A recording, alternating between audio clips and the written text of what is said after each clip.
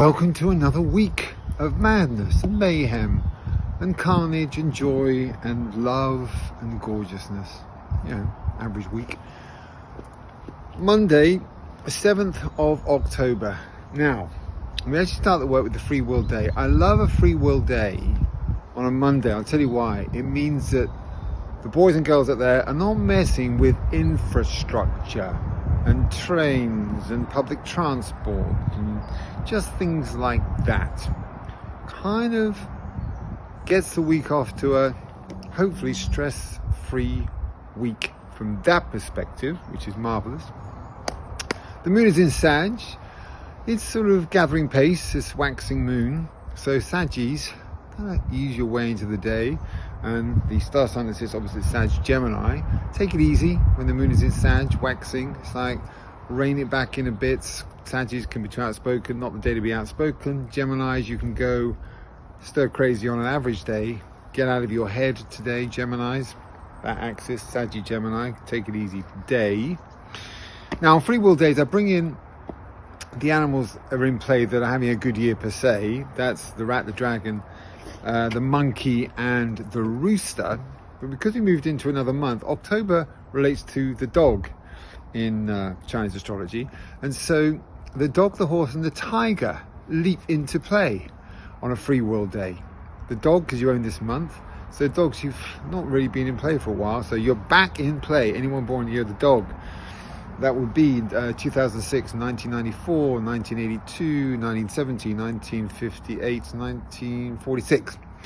All in play, along with the horse, horsies and tigers. You're in play as well on this free will day. So it's relatively stress-free this day, really. Shouldn't be too stressful. Saggy, Gemini. Zen Monday, please. Tuesday, 8th of October. So it's a real fully energized day. There's a lot going on. You wake up going, it's that kind of day when you wake up and it's like, bam! Everyone's up there. They're really in play all over the place, but they're not necessarily getting on up there. And when they're having a disagreement up there, it filters down. Man, there's a lot going on today. We have got Mercury opposite Chiron. I'll explain what that's about. But we've also got Mercury trine Jupiter, but they kind of nullify each other because one's positive and one's negative. Chiron, just for the record, it's a little mini planet really, if you like, but it connects the outer solar system to the inner solar system. So it's a real power player, really powerful. So when it's not happy, it actually has a far greater influence than you might imagine. So for all that it's Mercury trine Jupiter, it's a very communication orientated day. And it literally is one of those days where 50% of you are going to go, God, I got everything done. And the other 50% are going to say it was the worst communication day on the planet. So if you are trying to do all things communication and you're in the year of the monkey, the rat, the horse, tiger and dog, you probably get away with it.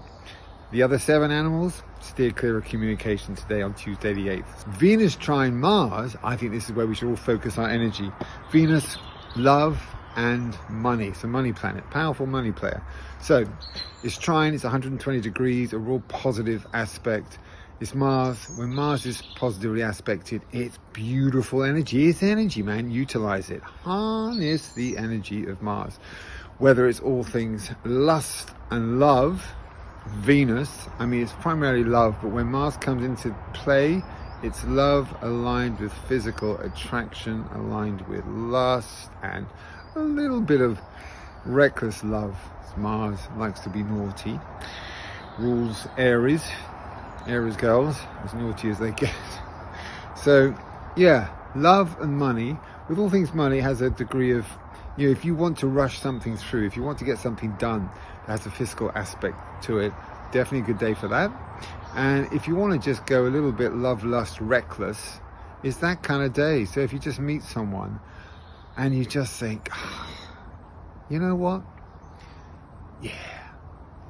It may be a Tuesday, but probably be a memorable Tuesday. But Wednesday, 9th. It's actually another free will day. The moon is in Capricorn. Now, Capricorn sits opposite Cancerian. So the moon really is his least favorite place. The moon is not happy in Capricorn. Just doesn't like it there. So this could be an emotionally fraught day. The only planet that's in play is the moon, right? It's in play every day, per se, and it's not interacting with anyone at all. It's just not happy where it is. The moon feels imprisoned when it's in Capricorn, and therein it can be really difficult, intransigent, highly emotional, fantastically irrational, powerful emotions, right? And it's also a waxing moon, so this will probably predicate this day. It can be underpinned by this rather just a desperately unhappy, miserable, frustrated, angry moon, right? So you really want to avoid all things emotional. Don't franken go there. Personal, work, friends, just don't go there today. Wrong move on every single level. Letting you know. So if you want to step over that particular border, the best of luck to you. Don't go there. Sometimes in astrology you get 2 days back to back that really kind of replicate each other. This is the case this week with the 9th and the 10th. It's 2 free will days with the moon in Capricorn, but this one is probably even more potentially volatile than yesterday's Wednesday moon in Capricorn, because it's a waxy moon, so it's become more volatile, not less. So it really is a great day to plow a lonely furrow, just your own company. You can get things done, but it really is a solo gig day. The dog, the horse, the tiger, the hare, the rat and the monkey, you guys can get a lot done. You know, walk into the garage, it's carnage. Spend the whole day in that garage, just dumping stuff, getting rid of stuff, realigning, just, you know, a little. So it's a potentially, I know most of us will be working, I'm just saying, if you're not working, if you're retired or whatever, even if you go to work and your entire office space is just like that kind of office space, just say to yourself, don't tell your boss, I'm just going to get this straightened out, so for the rest of the week I can be really progressive and, you know, get stuff done. So you get stuff done to get stuff done kind of day. Just don't go emotional. The moon ain't playing ball. That moon in Capricorn, the most volatile and difficult moon there is every single month. Hurrah! Hurrah! The moon has left Capricorn. Oh, how nice. Friday the 11th we're on. And it's a lovely day. I really love it. Moon in Aquarius, so it's an intellectual moon. All things intellectual when the moon is in Aquarius is enhanced. Mercury, communication, intellect, written word, contracts, deals, etc. Quincunx, 150 degrees apart. Uranus, the unexpected maverick, change. So when I see Mercury, quincunx, Uranus, it's unexpected change. Anything that is required to change, Uranus is pro.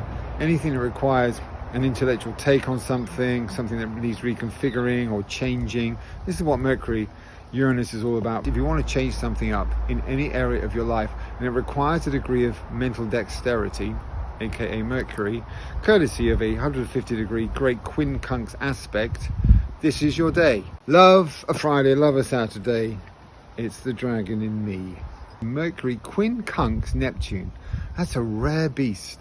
Now quincunx is always positive, except when Saturn drops in, but it's not Saturn, it's Mercury quincunx Neptune. Now Mercury is all about, you know, intellect, communication, could be travel, could be the written word, could be contracts, could be anything. It's just all things really intellectual, communication, travel, etc. And then Neptune comes into play. Well, how does that impact the Mercury quincunx? So it's problem solving day, whatever area of life it involves, and it's to be carried out intuitively.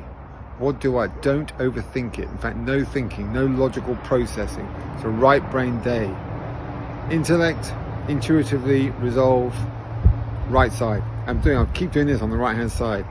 Our intuition, like our problem solving, is driven by the right side of the brain. So we go right today.